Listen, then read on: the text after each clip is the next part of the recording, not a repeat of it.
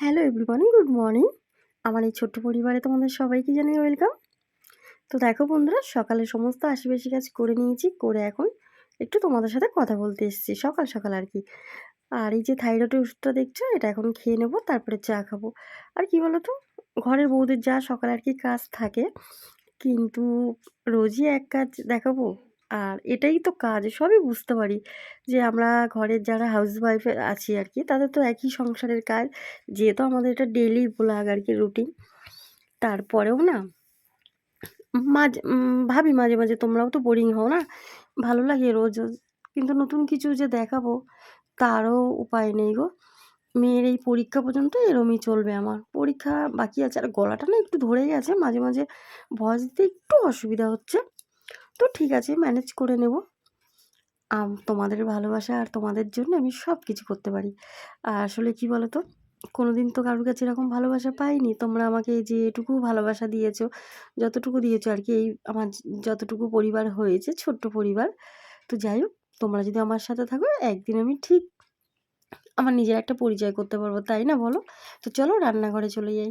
তো দেখো, এখানে রুই মাছ আছে। আমার হাজবেন্ড সকালে একটা রুই মাছ এনে দিয়ে গেছে, তো ওটা আর কি কেটে আর কি লবণ হলুদ মেখে রেখেছি ভালো করে ধুয়ে। আর এখন রান্না বসাবো, তো আজকে হালকা পাতলা ঝোল করবো কাঁচকলা আলু দিয়ে। তো এখন দেখো কড়াই বসিয়ে দিয়েছে, আর কড়াইতে তেল দিয়ে দেবো। আর এখন কিন্তু একদমই কম তেলে রান্না করছি, কেন বলো তো, গরম পড়ে গেছে। শীতটা চলে গেছে, কিন্তু শীত গেছে, শীত আর কতদিনই থাকে বলো, কয়েকটা মাস জাস্ট। তো দেখো মাছগুলো দিয়ে দিচ্ছে এইভাবে। আর মেয়ে মনে হয় ওঠেনি, এখন মেয়েকে ডেকেছি কিন্তু ওঠেনি। তো মাছ ভাজতে ভাজতে কিছুটা ভেজে আর কি চলে এসেছি চা খেতে। গলাটা প্রচণ্ড ধরে গেছে গো, চা না খেলে না পারছি না। তো চা খেয়ে নিলাম, আর মেয়েকে কর্নফ্লেক্স দেবো। তো ফ্রিজ থেকে দুধটা বার করে নিই।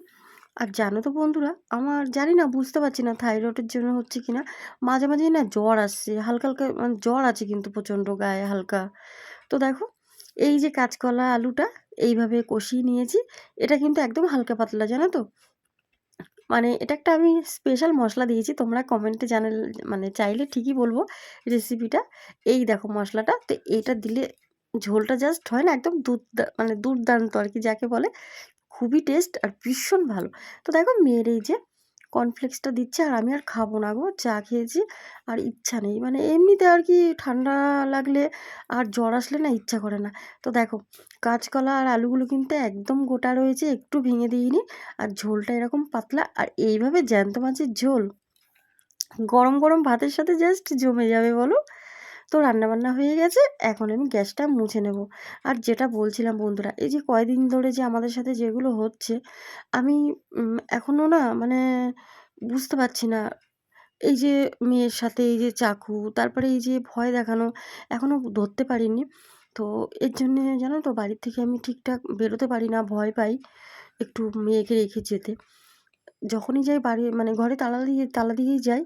আসলে জানো তো, আমাদের বাড়িতে যে রয়েছে আমার ভাসুর-টাসুর, তার ছেলে-টেলে, তারা তো মানে ক্রিমিনালই বলতে পারো তাদেরকে, গুন্ডা পার্টি করে। তো ওদের সাথে তো আমি পারবো না লড়াই করে আমার মেয়েটাকে নিয়ে। তো যাই হোক বন্ধুরা, আমার মেয়ের পরীক্ষা পর্যন্ত আমাকে এখানে থাকতে হবে। পরীক্ষাটা হয়ে গেলে আমি চেষ্টা করছি এখান থেকে চলে যাওয়া। এই দেখো, এটা আমাদের বাড়ির সামনের রাস্তা। আর এই দেখো, এখানে আমি একটা লাউ গাছ না, এটা কুমড়ো গাছ, হ্যাঁ মিষ্টি কুমড়ো লাগিয়েছি। আর নিচে কিন্তু একটা নীলকণ্ঠ ফুল, আমি তো নীলকণ্ঠ বলি, তোমরা কি বলো জানি না। তোমরা যেটা বলো আমাকে কমেন্টে জানিও। আর মেয়ে পড়ছে, আর আমি এই যে সমস্ত কাজ সেরে রান্নাবান্না একদম করে গ্যাস ট্যাস মুছে স্নান টান করে তারপরে তোমাদের সাথে আসছি কথা বলতে। তো দেখো, সমস্ত হয়ে গেছে সব, একদম ঘর টর গুছানো, বিছানা টাছানা গুছানো, বাসন মাজা, বাসন ধোয়া, দুপুরের কাজে আর কি সব করে নিয়েছি। আর গরমও লাগছে। আসলে কি বলো তো, ঠান্ডা গরম লাগলে দেখবে অনেকের হয়তো ঠান্ডা লাগে, কিন্তু আমার না ঠান্ডা লাগে না গো, আমার খুব গরম লাগে। আর বন্ধুরা, আমি তোমাদের সাথে যখন কথা বলি না, আমি কোনো কিছু চিন্তা ভাবনা করে কথা বলি না। তোমাদেরকে আমি একদম নিজের ভাবি। তোমাদের সাথে কথা বলে আমার ভীষণ ভালো লাগে, একদম নিজের বলে আমি কথা বলেই যাই। কি বলছি না সেটা ভাবি না। আর তোমরা কিন্তু একদম ভেবো না যে আমার মেয়ের যেগুলো হয়েছে এটা একদম সিম্পাথি পাওয়ার জন্যে কি কিছু না গো। তোমরা আমাকে চেনো না, আমি তোমাদের চিনি না, ইউটিউবেই সব কিছু। তো তোমাদের কাছে মিথ্যা কথা বলে আমার কি হবে বলো বন্ধুরা। তো যাই হোক, আর ওটা আমি ধরার জন্যই আর কি ক্যামেরাটা চুপচাপ মানে চুপি, চুপি লাগিয়ে রেখেছিলাম লুকিয়ে, মেয়ে যাতে বুঝতে না পারে যে কি হয় মেয়ের সাথে। তো যাই হোক সেটা রেখেছি, কিন্তু মেয়ে ভয় পেয়ে গেছে। আমি তারপর থেকে আর ক্যামেরাটা করছি না। আর এখন তো ২ দিন তো এরকম হয়েছে, এখন চুপচাপ আছি। আর এইজন্য না আমি তোমাদের ঠিকঠাক ব্লগ মানে ঠিকঠাক করতেও পারছি না গো। তো যাই হোক এখন করছি। এমনিতে দেখো ফোনটা এরকম কোয়ালিটি ভালো না, তবুও আমি তোমাদেরকে যেটুকু পারি আর কি করে দিচ্ছি। আসলে তোমরা তো সবই জানো বন্ধুরা, আমার তো হাসব্যান্ড মানে আমার মেয়ে হয়েছে দেখে তারপর থেকে তো আমাদের সাথে ছিল না। এখন যেহেতু মানে তারকে তাড়িয়ে দাদা বৌদি সব কিছু তার থেকে নিয়ে তাড়িয়ে দিয়েছে, একরকম বলতে পারো তাড়িয়েই দিয়েছে। যেহেতু এখন সে টাকা পয়সা দিতে পারছে না, আর তার সেই আগের চাকরিটা নিয়ে এখন নতুন একটা কোম্পানিতে চাকরি করছে আর কি, কম স্যালারি। তো যাই হোক, তো এখন যেহেতু কম দিচ্ছে, এখন ওখান থেকে তাড়িয়ে দিয়েছে। এখন কি করবে? তো বলছে বাড়িটা তাদের নামে লিখে দিতে পারে। ও যেহেতু দেবে না, তো এই নিয়ে প্রচণ্ড ঝামেলা হয়ে ওকে তাড়িয়ে দিয়েছে। যার জন্য এখন ও আমার কাছে এসছে। আমার সাথে আমার মেয়ের সাথে রয়েছে। আর ও আর কি এখন আমাদের সংসারটা ও খাওয়া খরচা যেটুকু যা টুকটাক লাগে এইটুকু দিচ্ছে। এবার মেয়ের পড়াশোনাটা সেটা দিচ্ছে না আর কি। তো দেখো বন্ধুরা, স্নান-টান করে চলে এসেছি। ঠাকুর পুজো দেওয়া হয়ে গেছে আমার গোপাল সোনাকে খেতে দিয়ে। আর কি বলো তো, কাজ যেন শেষই হয় না বলো, ঘরের বউদের কি কাজ। আর একার সংসার, এখন তো আমার একারই সংসার, যেহেতু আমরা আলাদা হয়ে গেছি সব। তো এখন একারই বলতে পারো। আর যখন একসাথে ছিলাম তখনও আমাকে একাই মানে বাড়ির চাকর যেভাবে কাজ করে একটা, বাড়ির ঝি যাকে বলে আর কি, আগেকার দিনে বলতো। তো আমার এই ঝি কথাটা বলতে ভালো লাগে না। তো বাড়ির আর কি কাজের লোক যেমন থাকে আমাকে একদম সেইভাবেই রেখেছিল। আর সেইভাবেই কিন্তু আমি সমস্ত সংসারের দায়িত্ব কাজ করে এই সংসারে ছিলাম, শুধুমাত্র আমার মেয়েটার মুখের দিকে তাকিয়ে গো। তো আজকে এতগুলো বছর পর আমার হাসব্যান্ড এসছে, আমাদের সাথে রয়েছে। আর এই সংসারের সে দায়িত্ব নিয়েছে, মানে আমাদের খাওয়া-দাওয়া এগুলো দিচ্ছে। আর মেয়ের পড়াশোনাটা বলেছে আমি এখন তো টুকটাক দিচ্ছি। আসলে কি বলতো বন্ধুরা, বয়সটাও এখন হয়েছে। আর মেয়ে বড় হয়েছে, মেয়ে এখন পরীক্ষা দেবে, মেয়ের নিজের পায়ে দাঁড়িয়ে গেছে। আর জানি না তোমাদের ভালোবাসা, আর তোমরা যদি তোমরা একটু আশীর্বাদ করো আমার মেয়ে যেন বন্ধুরা এবার চান্স পেয়ে যায়, মেডিকেল যে জয়েন্টে বসবে, আমার মেয়ে যেন চান্সটা পেয়েই যায় গো। আমার অনেক দিনের স্বপ্ন, অনেক কষ্ট করে আমি পড়াশোনা করছি, শুধু মানে পড়াশোনা করাচ্ছি অনেক কষ্ট করে, শুধু আমার মেয়ের কেরিয়ার গো। তো দেখো খেতে দিয়ে দিয়েছি, এখানে মেয়ের খাবার আর এখানে আমার খাবার। তো আমি আর মেয়ে খেয়ে নিই, তারপরে তোমাদের সাথে কথা বলছি। আর আজকে কিচ্ছু করিনি, শুধু গরম গরম মাছের ঝোল আর ভাত। কেন বলো তো? ওই যে বললাম আমার খুব জ্বর এসছে। তো জ্বর আছে, প্যারাসিটামল খাচ্ছি, জ্বরটা কমছে, আবার একটু পরে আসছে। তো এইভাবে যদি জ্বর আসে, ডাক্তারের কাছে গেলেই তো আবার অনেকগুলো ব্লাড টেস্ট এইগুলো দেবে। যেহেতু আমার একটা সার্জারি হয়েছে কিছুদিন আগে, তো এখন গেলেই আমাকে অনেকগুলো টেস্ট দেবে। তার মধ্যে আবার থাইরয়েড আছে, এই টনসিল আছে। তো এই জন্য না আর ভালো লাগছে না গো। এমনিতে মেয়ের পড়াশোনা, আর কত ওষুধ খাবো? মেয়ের পড়াশোনার জন্য কত ওষুধ, এমনি মেয়ের বই-টই কিনতে হয়, তার মধ্যে নিজের চিকিৎসা আর পারছি না। টুকটাক সেলাই করে যেটুকু যা হয় ওইটুকুই আর কি করি। তার মধ্যে তো আছেই জানো সংসারের হাসব্যান্ড যেটুকু দেয়, তারপর আমার নিজেকেও কিছু চালাতে হয় আর কি। ও তো যেটা দেয় যেটা পায় আর কি, সব তো চলে না। তো টুকটাক যেটুকু যেটুকু পারে আর কি আমিও দিই, আর ও এখন দিচ্ছে। তো বাড়িতে তো টুকটাক ঝামেলা চলছেই আমাদের, এই রাস্তা নিয়ে হাঁটতে দেবো না, এটা দেবো না, এখানে বেড়া দিয়ে দেবো, এখানে পাঁচিল তুলে দেবো না, এগুলো তো চলছেই জানো না।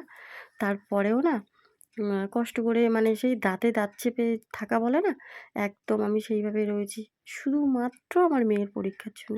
মেয়ের এক্সামটা হয়ে যাক বন্ধুরা, মেয়ের এক্সামটার পরে হাসব্যান্ড বলেছে যে আমরা ভেবে চিন্তে দেখছি একটা কিছু করা যায়। তো বন্ধুরা শুভ সন্ধ্যা, এখন কিন্তু 5:30 বেজে গেছে, 6টা বাজে।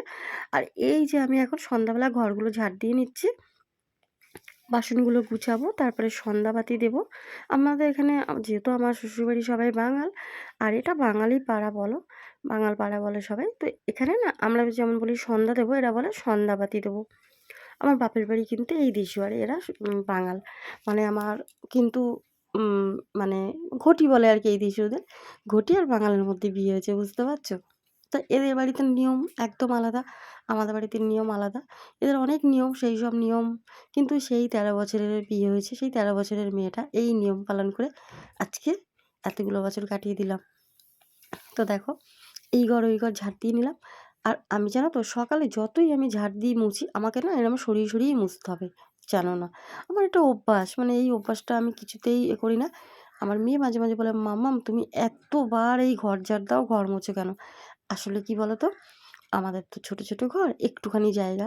তো আমার যেন মনে হয় যে বারবার আমি ঝাড় দিয়ে পরিষ্কার করি, গুছিয়ে রাখি। আর আমার একটু এরকম পরিষ্কার টিপটপ থাকতেই ভালো লাগে গুছিয়ে। তো দেখো এখানে মেয়ে চাদরটা রেখেছিল, এটা আবার ভাঁজ করে রেখে দিলাম। আর এখন সন্ধ্যা দিয়ে নেবো। সবার আগে ঘটিটা নিয়ে, আর একটু গঙ্গা জল আছে বোতলে, তো একটু গঙ্গা জল ছিটিয়ে দিই। তারপরে আর কি ঘটি নিয়ে কড়াই থেকে একটু জল নিয়ে আসবো। এনে আমার সব ঠাকুরকে খেতে দেবো, আমার গোপাল সোনা, আমার ঘরে যা ঠাকুর আছে। তারপরে আর সারাদিন তো এই কাজই করি। আর যে সেলাইগুলো তোমাদের সাথে বন্ধুরা দেখাতে পারি না, কারণ আমাকে ওখানে গিয়ে সেলাই করতে হয়। আর এখন যেহেতু ওই সার্জারির পরে আমি নিচে খুব একটা বসি না, উপরে বসি, তার জন্য আর কি আমাকে বাড়িতেও দিয়ে দেয় কয়েকটা, আর কি বেশি দেয় না, ওখানে গিয়েই আমাকে বেশিরভাগ করতে হয়। আর এখন সেলাইয়ের কাজটা অতটা নেই, হাতে যেটুকু ফলস টলস লাগানো এগুলো করি। হেম সেলাই বলে না ব্লাউজগুলো, তোমরা হয়তো জানো। তো ওইগুলো আর কি সেলাই করি ব্লাউজের। তারপরে এখন তো নতুন আবার ওই যে এম্বোটারি ব্লাউজগুলো বলে না, ওই যে হুক, মানে বোতাম সিস্টেম, বোতাম আর হুক লাগাতে হয়। এটা আগে আমাদের এখানে 7 টাকা করে দিত, এখন এটা এক ডজনে মানে 12 পিস করলে 10 টাকা। তো ওগুলোও করি 2 ডজন, ওটা একদম টাইম লাগে না, ওটা এই 20-25 মিনিট বসলেই হয়ে যায়। তোমাদের সাথে শেয়ার করবো একদিন। তো দেখো সমস্ত বাসন গুছিয়ে নিচ্ছি, সন্ধ্যা দিয়ে চলে এসেছি, এখন বাসন গুছিয়ে নিচ্ছি রান্নাঘরে এসে। আর ওদিকে মেয়ে কিছু খেতে বললাম, মেয়ে খাবে না। তো যাই হোক বন্ধুরা, আমি তোমাদের সাথে এই যে একটু একটু রোজই আর কি যেটুকু যা করি, আমার দুঃখ কষ্ট সঙ্গী তোমরা, তোমরা যেহেতু আমার ফ্যামিলি, আমার পরিবার, তো আমার যা যা হবে, যা কিছু, সব কিছু তোমাদের জানার অধিকার আছে। আমি এটা ভেবেই তোমাদের সাথে শেয়ার করেছিলাম গো, এই যে আমার মেয়ে ভয় পায় এটা নিয়ে, কিন্তু তোমরা কিন্তু এটা ভেবো না যে আমি কিন্তু তোমাদের দেখাচ্ছি। আর এই ভিডিও করেছি কেন, তার কারণ তোমাদের সাক্ষী রাখলাম আমি। যদি কোনো সময় বাই চান্স আমার মেয়ের আমার কিছু হয়ে যায়, তোমরা তো জানো আমার শ্বশুরবাড়ির ব্যাপারটা। আর তোমাদের সাথে যেহেতু আমি যেটুকু পারি চুপি চুপি শেয়ার করি, তো সেই জন্যই না বন্ধুরা, আমি তোমাদেরকে জানিয়ে রাখলাম, যাতে কোনো কিছু হলে তোমরা আমাকে, মানে আমার বাপের বাড়ি মা বাবা আছে, যাই আছে, তারা যদি কোনো সময় জানতে পারে। অ্যাকচুয়ালি কী বলো তো, আমার এই চ্যানেলটা কিন্তু আমার মা বাবা জানে না। জানে আমি ভিডিও করি ইউটিউবে, কিন্তু কোনো দিন দেখিও নি। আর কি চ্যানেলের নাম, আমার ভাই, ভাইয়ের বউ, আমার হাসবেন্ড, আমার শ্বশুরবাড়ি, ওরা কেউ জানে না। শুধু এইটুকু জানে আমি ইউটিউবে ভিডিও করছি, কিন্তু কি বলছি কি না বলছি জানে না। এগুলো আমি চুরি করে, মানে লুকিয়ে আমি ভয়েসটা দিই বসে বসে চুপচাপ, যখন রাতে সবাই ঘুমিয়ে পড়ে। ঠিক 2টো 2:30, কোনো দিন 3টে, কোনো দিন 4টেও বাজে জানো, এই ভয়েস দেওয়ার জন্য বসে থাকি। আর এখন তো আমাদের পাশে এই যে মিস্ত্রিরা কাজ করছে, জানো না, ড্রিল মেশিনগুলো চালায়, এত আওয়াজ আসে। তো সারাদিন তো যে তোমাদের সাথে যে একটু ভয়েসের সাথে সাথে কথা বলবো পারি না। তো যাই হোক বন্ধুরা, গুড নাইট, শুভরাত্রি।